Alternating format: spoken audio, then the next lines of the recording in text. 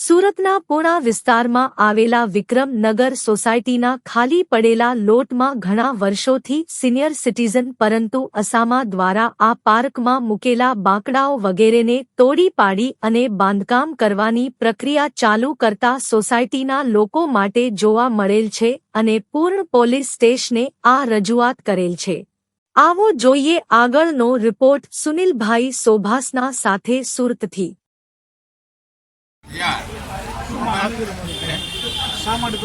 અમે અટાણે ઝોનમાં રજૂઆત કરવા માટે આવ્યા કે અમારે જે કોમન પ્લોટ પડ્યો છે ત્યાં સામાજિક તત્વ બાંધે છે જબરજસ્તીથી અને લોકોને ધમકીઓ મારે, અમુકને મારવાનું બધા કેસ કર્યા 4-5 જણા માટે।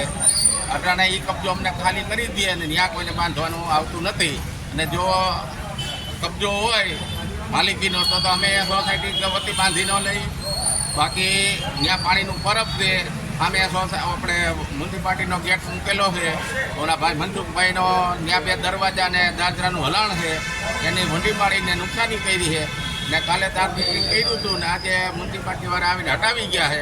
હવે અટાણે ઈટું પડ્યું છે એ એવું મ્યુનિસિપાલિટીના સર એમ કહે છે કે અમે બપોર પછી ભરી જાઉં અને ના ભરી જાય એના માટે અમે અટાણે રજૂઆત કરવા આવ્યા હતા ને એ ભરી જાય અને કબજો ખાલી કરી દે, બરોબર? એના માટે અમે રજૂઆત કરવા આવ્યા હતા।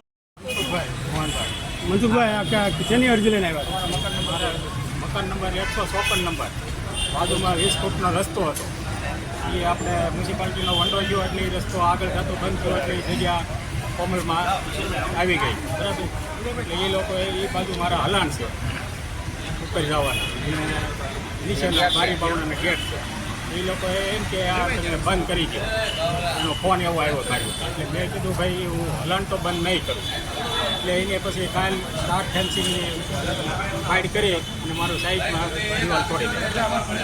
પ્રમુખ ખરેખર સોસાયટીની જગ્યા છે કે કોઈ પ્લોટિંગ છે? સોસાયટીની જગ્યા, કોઈ પ્લોટિંગ એમાં છે જ નહીં, કોઈ એનો અત્યારે હાલમાં વેરોય નથી, એટલે અમારો હલાણની ત્યાં ખોટું થવું જોઈએ।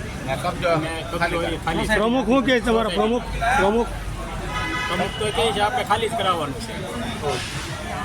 પ્રમુખ કોણ છે? પ્રમુખ છે પ્રમુખ નેતા